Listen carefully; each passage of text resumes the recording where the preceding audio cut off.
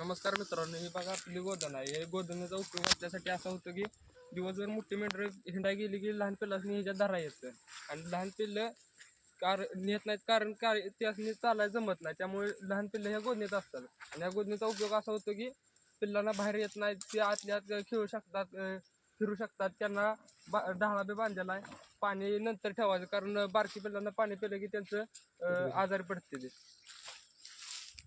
आणि ह्या गोधनीत आता नाही म्हटलं तर 40 ते 50 आसपास लहान पिल्लं असते ती.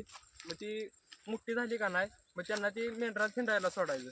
आत्ता मेंढरं संध्याकाळी आपली 7 ते 8 वाजता येते ते, कारण मेंढरं हिंडा गेल्या त्यांना पोटबीट भरत नाही.